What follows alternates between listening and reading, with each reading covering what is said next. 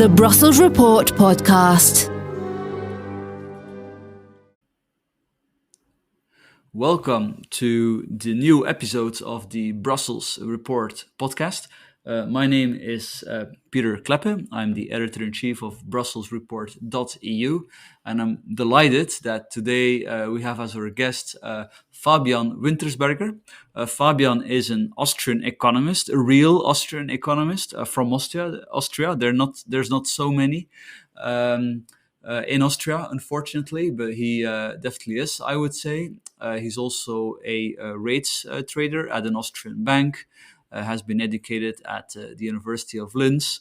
And most of all, I've invited Fabian because he's a frequent economic commentator on Twitter, closely following the ins and outs of the European Central Bank and the Federal Reserve that I think, as our listeners will all appreciate, has a massive influence on government financing in the Eurozone and therefore on overall politics and the room to maneuver and economic development.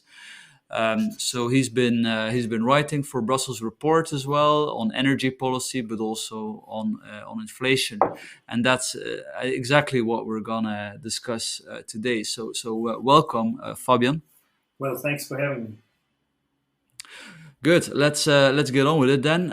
First of all, big question: do you expect deflation or inflation?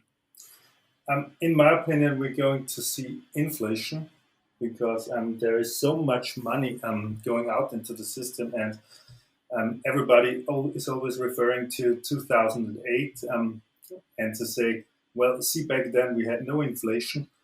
But the main difference, as I see it, is that broad money supply didn't grow back then very much. So it really had a very low growth rate.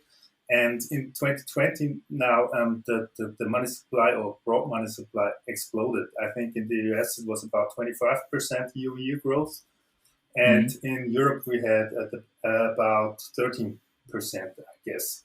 So that's a big difference to previous years, and therefore I think that there's money flowing into the real economy, and that governments will try to get money out into the system. And we heard already that they want to do more fiscal spending, and they say now it is time to act, and therefore I think inflation is definitely one important topic in the future. And could you explain a bit more to listeners what broad money supply precisely is? Broad money supply especially is everything that can be transferred very quickly into cash, like treasury bills or cash and things like that, Things that can be spent easily, basically. Yeah, things that can be spent easily. I found your argument very interesting on in your article for Brussels Report that indeed after 2008, when many people were expecting inflation because of this gigantic money pumping, a lot of the money sort of stayed within the financial system, didn't really reach, let's say, the real economy as it's been explained by some people. But that a big game changer now is governments guaranteeing banks when they are investing. So in a nutshell, when until the COVID crisis,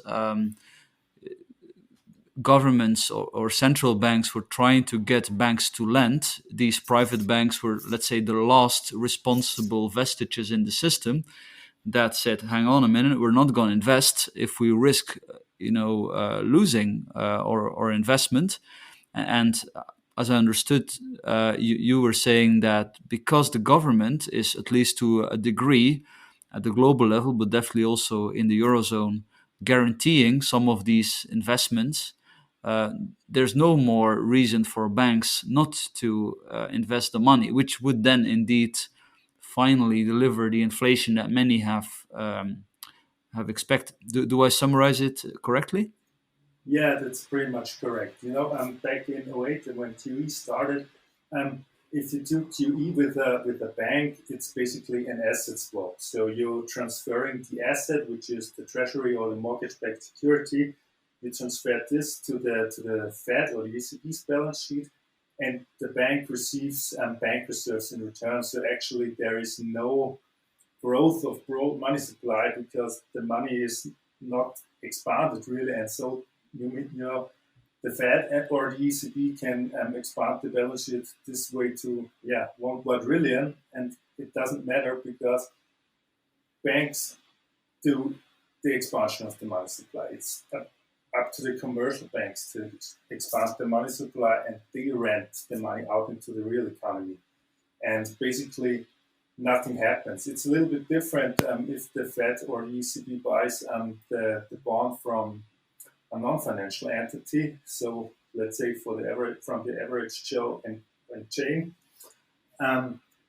because this would expand the money supply a little, but then it depends where the money goes. And if the money goes into the financial markets, then the money stays out of the real economy, and basically nothing happens to prices.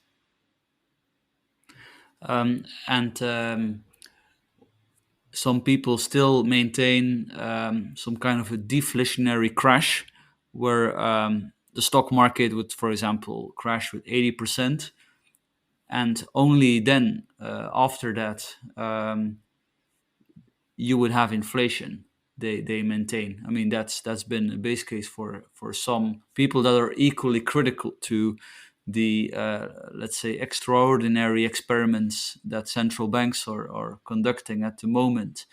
I mean, and I'm just trying to get my head around why you think that's not going to be the case. Do I summarize it well that you say, well, the money is now sort of, the ketchup is out of the bottle. So if you have stocks, they will continue to go up because this is sort of part of the inflation that we are seeing. But you only think that it's going to be beyond only stocks and real estate, that it's going to trickle through in let's say other kinds of assets. That's a good summary. Well, I think the problem is here that we got a huge price increases in financial markets last year, especially the last recovery since March of 2020 has been extraordinary. And what I think is that, and what many people forget, if you think back to, it's a very extraordinary example as well, is Weimar Germany. And back in the 1920, the economy was actually booming, and they booked huge paper gains, and the financial markets were at really all-time highs. And suddenly reality kicked in, and you can have, for example, a deflationary environment in financial markets. And when all the money goes out of financial markets and is pouring back into the real economy, this would push up money velocity in the real economy, and then we would see something like a bigger push of price inflation. Mm-hmm. So I don't think that the deflationists are necessarily not correct.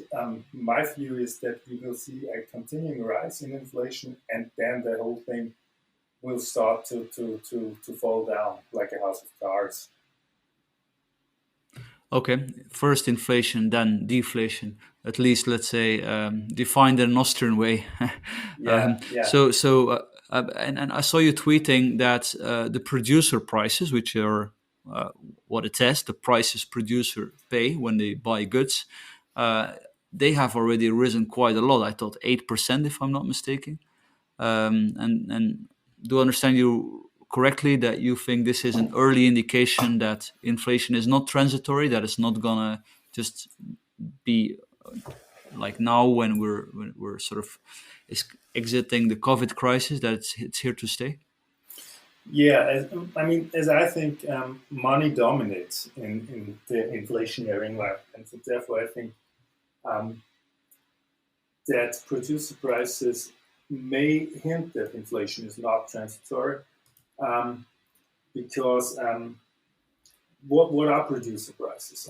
The producer price index covers all the input costs that businesses need to produce consumption goods. And if those prices are rising, yeah, businesses have two options. They either can go out of business because the business is not profitable anymore, or they will have to raise prices. And I think that we will see more of the second. And I think that central banks and governments may even welcoming this environment because they want inflation to get higher. They're always saying that inflation needs to go above 2% to make up to the last decade where inflation was below 2%. And so I think there is a shift in sentiment there. Well, yes. And isn't it the case indeed that, that's the argument I always make, that, look, even if you sort of say, wouldn't it be good to have sort of controlled inflation, let's say 4.3% for the next 10 years? In this way, governments will not go bankrupt. And you could make the argument, look, this is obviously bad. Savers are being ripped off and they are being hurt, but it's happening in a controlled way because otherwise government defaults are much more painful and upsetting. Personally, when they make this kind of argument, I always say, yeah, even if you could go along with it somehow, there's a great assumption that you can keep it at, let's say, 3.4%, because of course, the higher inflation is, the more incentives savers will have to get rid of their fiat money and buy hard assets, right? Which would sort of give rise to an exponential development, perhaps, exponential inflation increases. Yeah, I think that about 3 to 4% inflation in the next years is the outcome that I would see. And I don't think that inflation will run extremely hot. I think it will run higher. I think we may see the peak in inflation in about 2 to 3 months, or maybe I'm not correct, but we'll see. And then it will stick at a higher level than before. And I think that is what the markets are seeing that inflation is transitory, as the central bank says. If you look at the 10-year yields in Europe and in the US, so they don't think that inflation will be that much of a problem. But we have been in a deflationary environment for the last 30 years, 40 years maybe, and they are not used to an inflationary environment because the traders now on the trading floors, they were not even born back then when we had an inflationary environment. Exactly. They don't know the Hunt brothers or the gold and silver craze of the 70s, right? Yeah, they may have read about it, but I think that's way of the past. And they always are talking about demographics. And yeah, it's true that in the past, elder people have saved more of their income and spent less. But I don't think that this is a self-fulfilling prophecy for the future. Because I cannot think that I will spend less when I'm older. Yeah, I will spend less because maybe my budget constraints are a little bit, But even then, I would merely spend all of my money. Yes. I also to look at the last decades. I saw you posted this very interesting comparison between Germany on the one hand and the United States on the other, and it was a comparison in terms of insolvencies and GDP. So basically, in a nutshell, the graph shows that whereas in Germany, at least in the last 20 years, you had, the insolvencies were much worse, let's say, than in the United States. I thought that was quite interesting because nominally you see that there has been some growth in Germany, at least in the last 10 years. But when you look at the number of insolvencies, it's not exactly such a rosy picture. So in your view, what's the the main driver behind this difference between Germany and the US? Um, I think that what the chart shows here is that the connection between GDP growth and insolvencies has broken even before COVID. Because what you would or what one would expect if GDP goes negative is that insolvencies rise, and Right. that wasn't the case in Germany, and it wasn't really the case in the US. You have more or less a flat line. I think the connection between GDP and insolvencies have been in Europe as greatest in the 1980s and in the US in the 2000s. And this connection has totally broken, mainly because we get more and more into a zombification of the economy. Mm-hmm. So GDP doesn't really tell you anymore as much as it used to how the economy is doing. I think not really that way. I think that if GDP is falling and governments come in and save the non-profitable businesses, and this is a problem because you get a zombification of the economy because you're taking resources away from productive businesses because non-productive businesses are using them, and you can only use one resource at once. In that regard, is Japan ahead, as people say, or do we do we look at Japan perhaps too pessimistically? Yeah, I mean, we are doing the mistakes Japan is doing all over again, and think that they will work now, and I think that we are completely wrong about that. But when we are referring to inflation, as we are talking about inflation, um, if you look at road money growth in Japan, it has been very little. You cannot compare it to money growth in the US and in Europe these days because they are growing at a much higher rate. Okay. So they're basically, um, let's say, going into a higher stage of monetary financing, right? Yeah, In that's what Japan. I. Yeah. And you can't you in the real world you don't have an example of what would have been if we didn't do these policies or if Japan didn't do policies.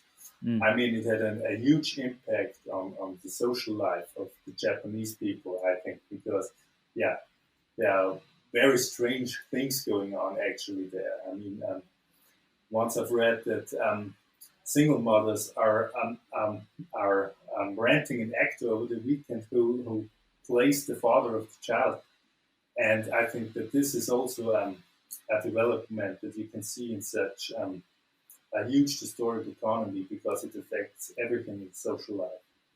Mm. Interesting. And I mean, personally, I think it's interesting Japan because it's it's a wealthy country, of course, despite all. It has a lot of government spending, and it sort of does not manage to convince the population to finance that government spending through taxes. So it goes with the instrument of monetary financing, and it's sort of ahead of Europe. And perhaps it's more interesting to compare the Eurozone and Japan than the Eurozone with the dollar with the United States, because of course the United States is the dollar is the currency of the global economy. So I mean the US could probably go much further than it already has with monetary financing and all kinds of crazy experiments than the eurozone, simply because a lot less people use the euro for transactions at the global level. So I mean, if that is correct, and if eurozone monetary authorities, if the ECB needs to double down, when in trouble, double. I mean, then we we will likely to see a similar development as in Japan, sort of gradual impoverishment, zombification of the economy. I mean, this is perhaps an overly pessimistic view. I don't know. I mean, what do you think of this? And is there a scenario conceivable that because as opposed to Japan in the Eurozone, you have different, governments, of course, where perhaps in countries where you have a lot of savers, that people may be less happy to tolerate that than in Japan, right? So maybe you could then maybe this would lead to massive instability in the Eurozone, or do you think that's not as simple that the ECB can just do it and it's going to be way too hard to pinpoint the effect of one to the other and they will just get away with it? Yeah, well, I think if one looks at Japan and the Japanese companies and what they've done in the last 20 years, they have deleveraged because and so they brought their balance sheets back in order and yeah, they're getting better while the European companies didn't do such things. I think they are loading up on leverage. They do stock buybacks. Yeah, all those kinds of things and I think that's why it's not that sure what will happen in the future. And as everything, it's not so. It's not so.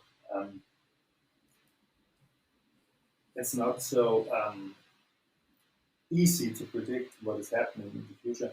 So we will have to see how everything plays out in Europe. But with reference to the second part of the question, which was the instability of the euro area, I think that maybe there will be some divide, and I think that the divide will we have already seen one, and I think that it will go even further.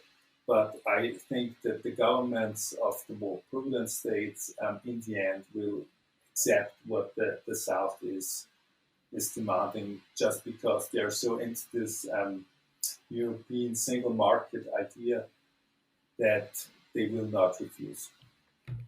Mm-hmm. And of course, also, I mean, I sort of agree with you. I think they'll probably go very far in conceding to transfers, even if, of course, the single market has in theory nothing to do with a monetary union. But man, also if Italy would get into trouble, then the banks in Northern Europe, I'm sure, would have a big issue. The ECB would have a big issue.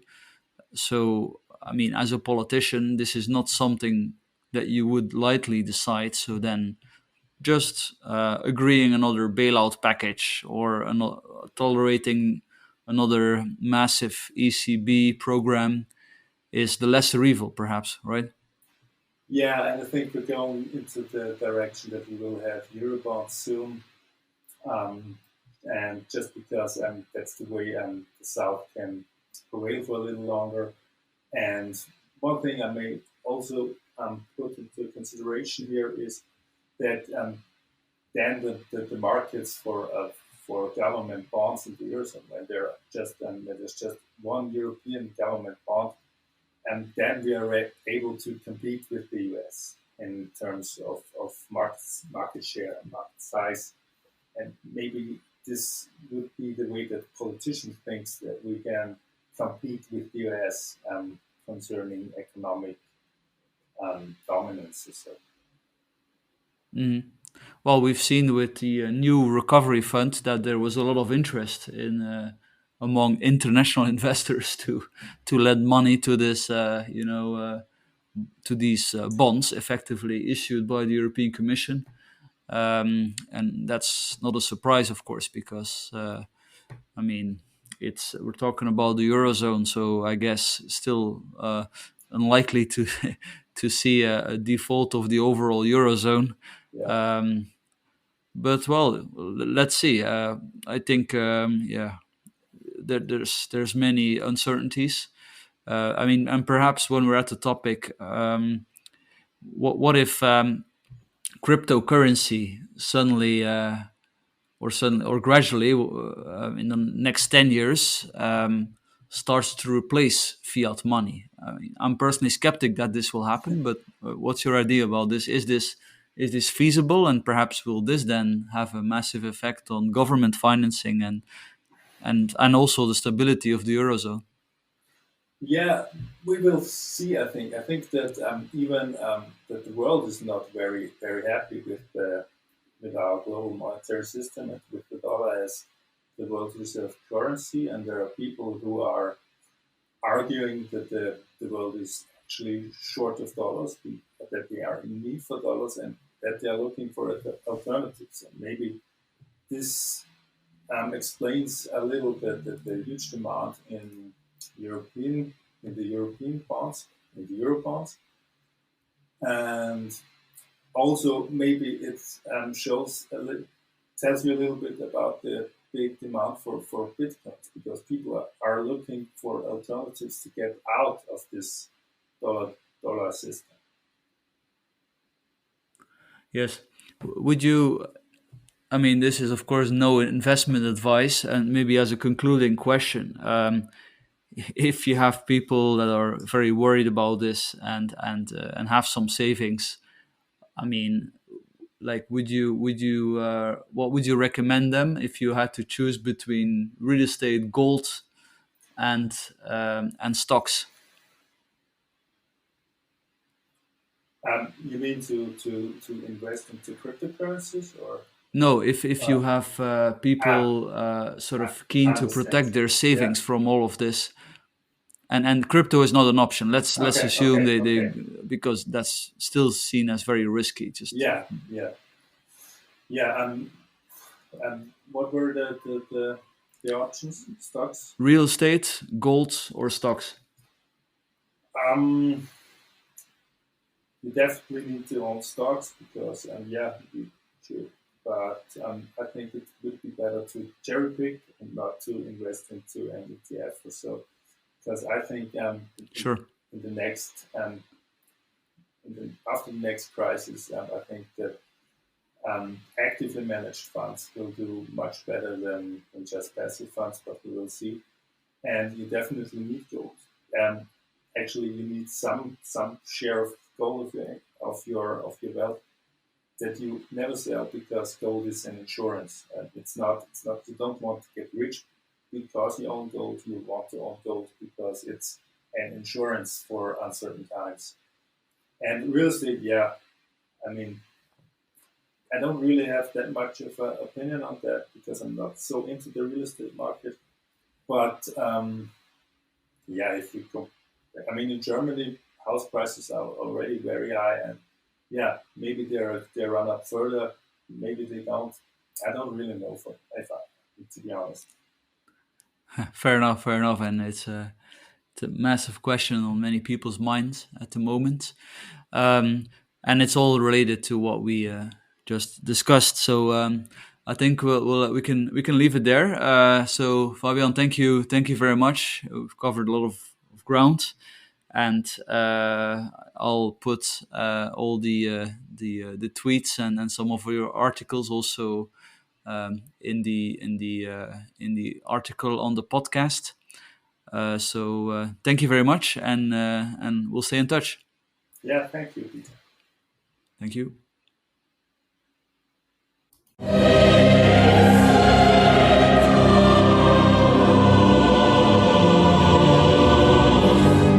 The Brussels Report podcast.